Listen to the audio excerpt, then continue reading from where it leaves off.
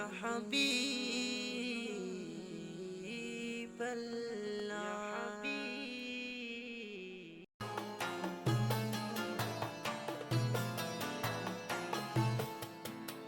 Hello everyone, আসসালামু আলাইকুম। Welcome back to my channel mafia blog video. যেখান থেকেই দেখছো, আশা করি তোমরা সবাই আল্লাহর অশেষ রহমতে ভালো আছো, সুস্থ আছো। আমরাও ভালো আছি, সুস্থ আছি, আলহামদুলিল্লাহ। আজকের ভিডিওটা এখান থেকেই শুরু করলাম, আশা করি তোমাদেরকে খুব ভালো লাগবে। তোমাদের সবাইকে জানাই 21তম রমজান মোবারক। মানে আমরা 21টা রোজা কমপ্লিট করে ফেলেছি, আর বাকি কয়েকটা রোজা ইনশাল্লাহ কমপ্লিট করে ফেলবো। মানে কদরের রাত পড়ে গেছে, আমরা এখন সারা রাত জেগে নামাজ পড়বো, তসবি পড়বো, জিকির আমল বেশি বেশি করে করব। আলহামদুলিল্লাহ 17টা রোজা থেকে আমি তাহাজ্জুদ নামাজ পড়া শুরু করেছিলাম, আজকেও পড়েছি। তো তাহাজ্জুদ নামাজ পড়ে যে এত শান্তি মিলে আমি আগে জানতাম না, খুব ভালো লেগেছে পড়ে। বিশেষ করে আমাদের রমজান মাসে তাহাজ্জুদ নামাজ পড়াটা খুবই সোজা, কারণ আমরা সেহরি খেতে উঠি, তো কিছুক্ষণ আরও আগে উঠে যদি তাহাজ্জুদ নামাজ পড়ে সেহরি খাওয়া হয় তো অনেক ভালো হয়, অনেক সুবিধা আসলে আমাদের এই মাসটাতে তাহাজ্জুদ নামাজ পড়া। নর্মাল মাসে হয়তো ঘুম ভাঙবে না বা ভাঙবে এরকম হবে। আর আমি চেষ্টা করব তাহাজ্জুদ নামাজটা ধরে রাখার, ইনশাআল্লাহ। তোমরা সবাই দোয়া করবে। প্রতিদিন ভোরবেলা সেহরি খাওয়ার পর থালা বাসন মেজে রাখি, কিন্তু আজকে কি এমন আলসেমিতে ধরেছিল জানি না, থালা বাসন না মেজেই নামাজ পড়ে ঘুমিয়ে গেছিলাম। তো এখন সকালবেলায় এটা একটা ঝামেলা মনে হয় থালা বাসন মাজার। আর চায়ের পেনিটার আমার অবস্থা দেখেছো, মানে দুধ বসিয়ে রেখেছিলাম, তারপরে পুড়ে গেছে আর কি। তো গ্যাসের ফ্লেমটাকে লো করে রেখেছিলাম, তারপরও কিন্তু এরকম অবস্থা হয়েছে। এখন ওটাকে মেজে ঘষে ঘষে তুলতে আরও অবস্থা খারাপ হবে আমার। আলফিয়ার এখন পরীক্ষা চলছে, আর আমি তারাবি নামাজ পড়ার পরে আলফিয়ার জন্য খাতায় সব প্রশ্নগুলো লিখে রেখেছিলাম, এখন শুধু উত্তর করছে। আর যেহেতু সকালবেলায় কোনো সময় থাকে না ওকে বসে বসে পড়ানোর মতো, অনেক কাজ থাকে। আর দুটো বাকি ছিল, সে দুটো পরে করাবো আমি বলে দিলাম। আর এখানে কাস্টমারের জামা কাপড় অনেকগুলো জমা হয়ে গেছে। এখানে লুঙ্গি আর 3 পিস আছে, সবগুলোই এখন আমাকে ফিটিং করতে হবে, যেহেতু বিকেলের মধ্যে ডেলিভারি দিতে হবে, কাস্টমাররা বিকেলে নিয়ে যাবে বলেছে। তো খুব তাড়াতাড়ি এইসব কাজগুলো কমপ্লিট করে রেখে দিই, তারপরে বাকি কাজ তো আছে। তোমাদের কার কার ঈদের শপিং বাকি আছে আর কার কার পুরো কমপ্লিট হয়ে গেছে শপিং, তোমরা অবশ্যই কমেন্ট করে জানাতে পারো। আর তোমরা বুঝতেই পারছো আমার শপিং এখনও বাকি আছে, ঈদের কবে হবে জানি না। বাজার থেকে আজকে এনেছে পাবদা মাছ, তবে এই মাছটা আমি কোনোদিন রান্না করিও নি, খাইও নি, কীভাবে কী করব বুঝতে পারছিলাম না।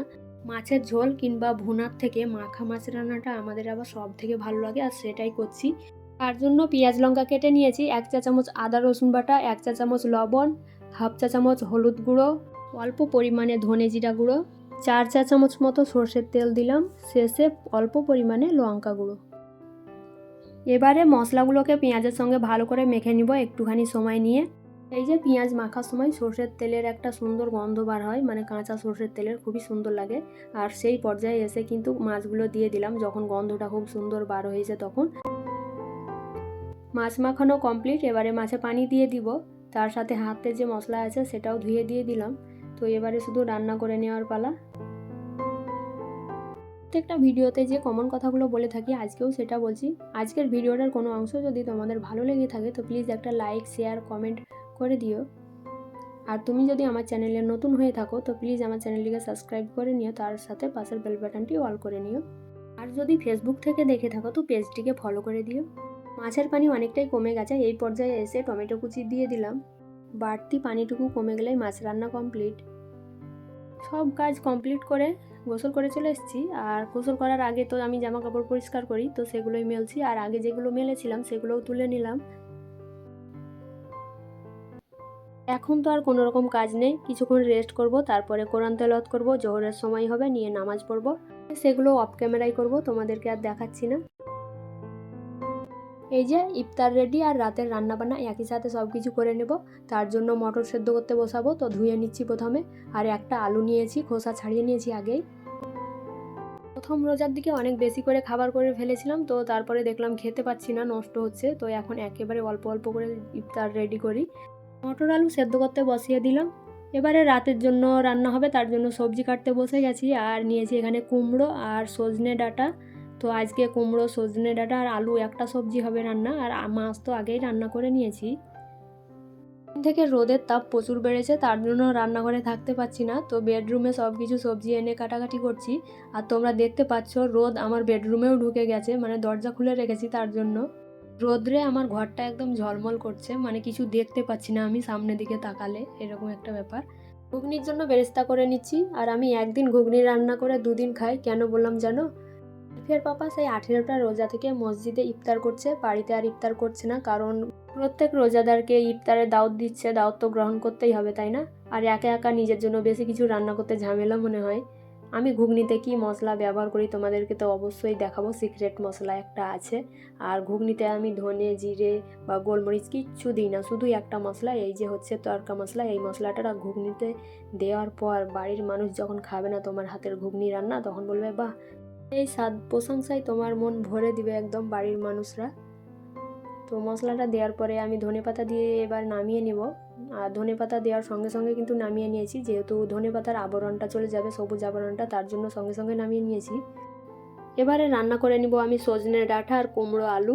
তো তার জন্য আমি তেলের মধ্যে আদা রসুন বাটা দিয়ে দিলাম 1 চামচ, 2 চামচ মতো পেঁয়াজ বাটা দিয়ে দিচ্ছি। এবারে এই দুটো মশলাকে ভালো করে কষিয়ে নিচ্ছি।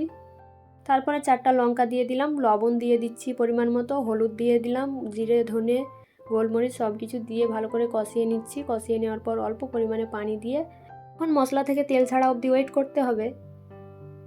তো মশলা থেকে তেল ছেড়ে দিয়েছে, এবারে আমি আলু কুমড়ো আর গাজর দিয়ে দিলাম। তার একটা গাজর ছিল, সেটা নষ্ট হয়ে যাচ্ছিল, তার জন্য দিয়ে দিয়েছি। তো কুমড়ো আলু কিছুক্ষণ কষিয়ে নিয়েছিলাম, তারপরে সজনেগুলো দিয়েছিলাম। তো দেওয়ার পরে ওটাকেও কিছুক্ষণ কষিয়ে নিয়েছি। এবারে আমি পানি দিয়ে এটাকে ঢাকা রেখে দিব। এই যে রান্নার পাশাপাশি ইফতার রেডি করে নিয়েছি, তবে আমি ইফতার সাজাইনি, আমি শুধু ফলগুলোকে কেটে দিয়েছিলাম। আর আলফিয়া খুব সুন্দর করে সাজিয়েছে। তবে এই ইফতার সাজা থেকে আজকের মতো বিদায় জানাই। তোমরা ভালো থেকো, সুস্থ থেকো। আসসালামু আলাইকুম।